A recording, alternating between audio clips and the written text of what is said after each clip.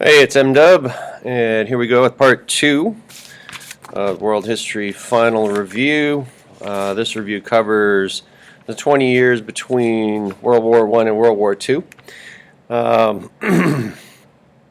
10 questions on the test about this time period, so let's get going here.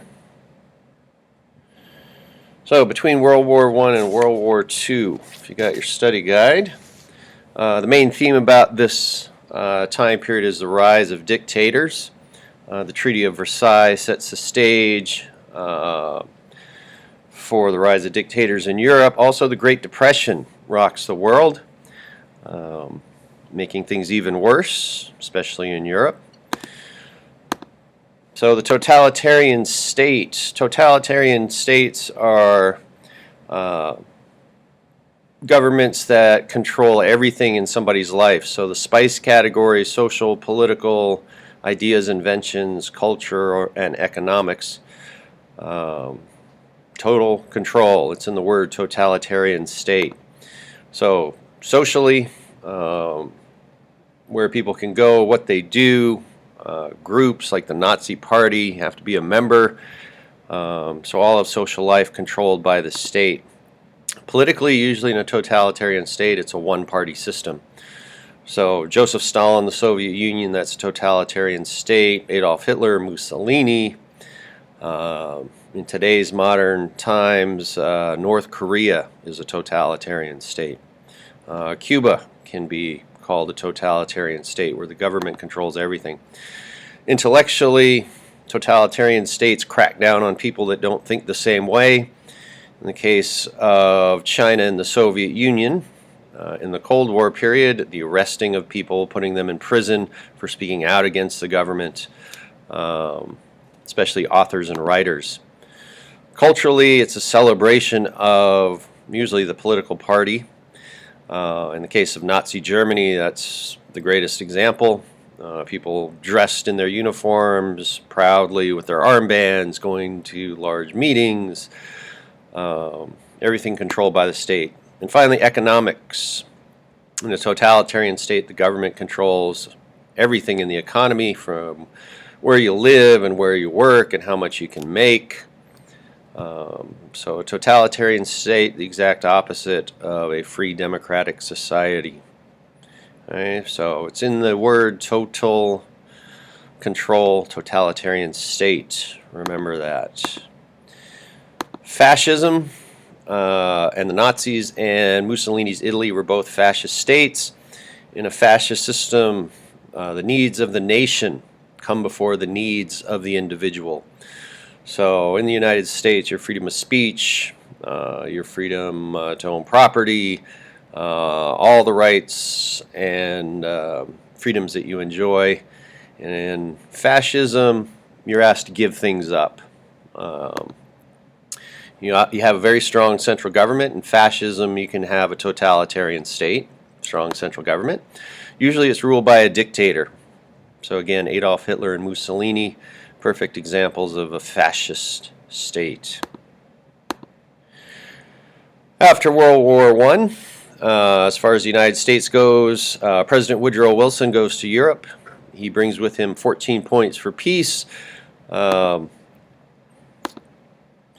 13 are rejected. The only one, if you remember, that's kept is point 14, the creation of a worldwide peacekeeping organization called the League of Nations. In the League of Nations, the United States will not be a member of. The U.S. Congress has to ratify all treaties, and our Congress says no, we're not going to be told what to do by Europeans. So it's kind of like I mentioned, the Justice League without Superman. So know what the 14 points were, the American proposal, and it included some great ideas like no secret treaties, decreasing the size of militaries, freezing the size of navies, but the Europeans didn't like it and reject 13 of the 14. So remember the League of Nations, the only point in the Wilson's 14 points of peace that are kept. As far as the Soviet Union goes, after World War I, Joseph Stalin is in charge, and he comes up with several five-year plans.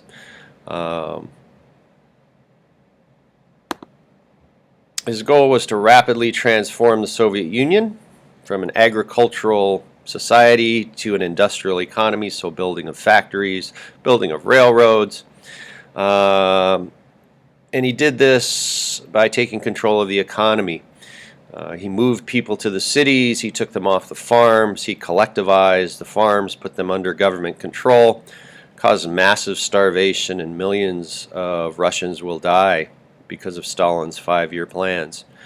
In the countryside, when the farmers who worked hard to grow the food saw their food being taken and sent to the cities, some of them tried to hide some of the food, so Stalin passed laws that if anybody was caught in the countryside trying to hoard food, hide it, they would be shot.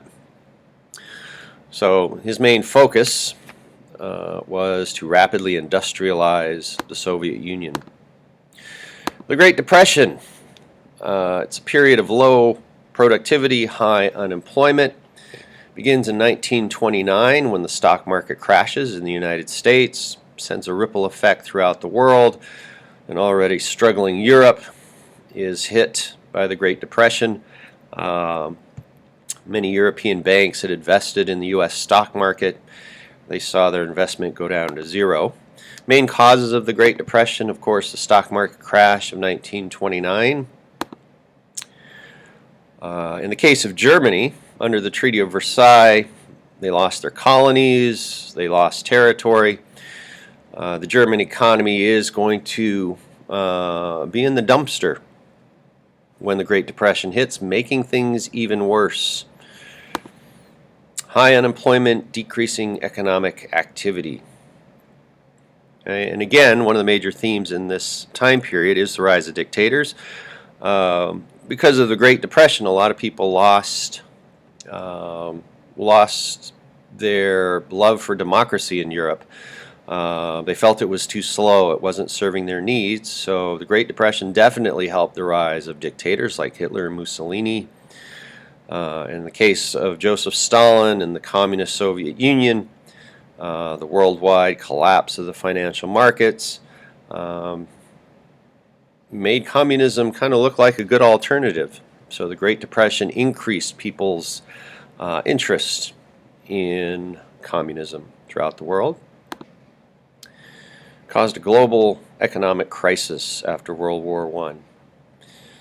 Right, there was the old saying, when the United States sneezes, the rest of the world catches a cold. It has to do with the Great Depression. The Dawes Plan. One of the ways the United States tried to help out Germany, the only nation, major nation, that was willing to do that, was this plan. And the Dawes Plan was to help Germany by giving them money, millions of dollars, that they would use to stabilize their economy, help with the runaway inflation. The German Weimar government was printing money, causing prices to skyrocket, making their money basically worthless. So we tried to bail them out, prevent France and England from coming in and grabbing territory when Germany couldn't make its payments for causing World War I. So know what the Dawes Plan was about. U.S. plan to stabilize the German economy, reduce Germany's reparation debt. Reparation is a payment, the war payment. The guilt clause blamed Germany for causing World War I in the Treaty of Versailles. And when the Germans failed to make their second payment, the French moved troops into their territory, claiming land.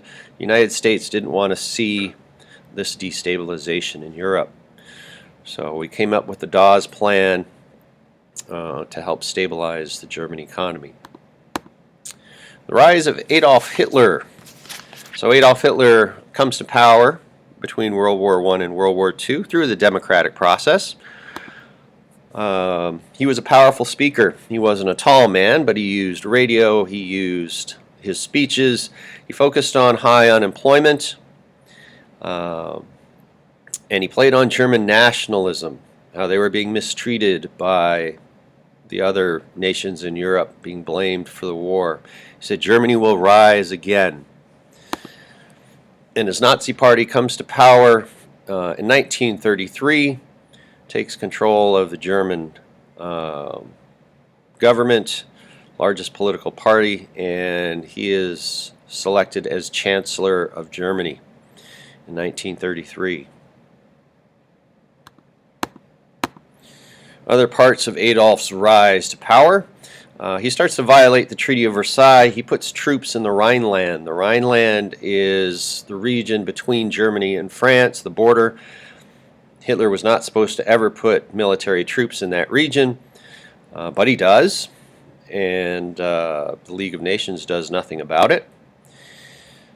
The two places Hitler takes without firing a shot, Austria is the first, his homeland where he's born. He unifies Austria with Germany. Then he takes part of Czechoslovakia, a part called the Sudetenland, claiming that there were Germans there being mistreated by the Czechs. And again, the League of Nations gives it to him, following a policy known as appeasement. Give in to the bully to keep the peace. And secretly, he starts to rebuild the German military. He starts to get weapons produced outside of Germany, in Austria, Czechoslovakia, and Italy, all secretly done without the knowledge of the League of Nations. So, the rise of Adolf Hitler. Know the main points about his rise to power. As far as Germany and the Great Depression goes, without their territories lost by the Treaty of Versailles, they couldn't pay back their war debts.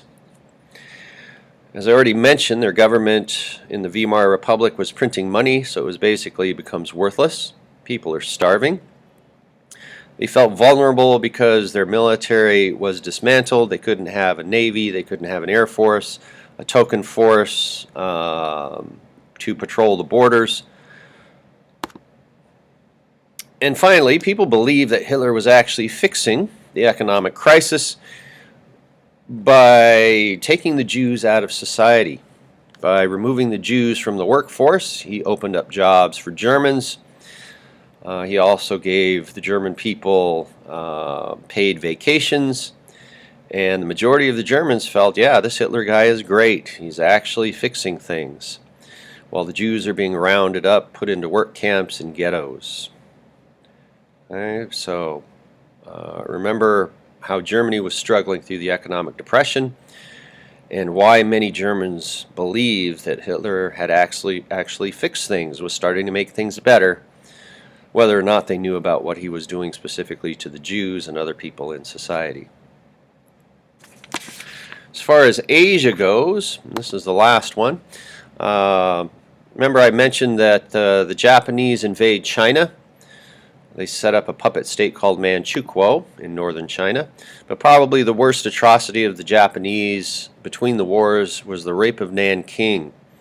Nanking was a large port city.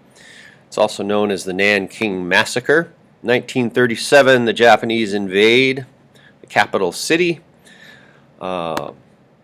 It's estimated 40,000 to 300,000 Chinese civilians are killed. And I mentioned that the Japanese treated the Chinese and the Koreans like the Nazis treated the Jews. They're a source of labor. They've got resources. We're going to tap into that. So it's called the Rape of Nanking. And it happens 2 years before World War II starts. As far as the United States was concerned, and you'll go over this next year in U.S. history, the United States did not approve of this. When the Japanese were called on this at the League of Nations, they simply walked out, just like the Germans under Hitler will walk out of the League of Nations.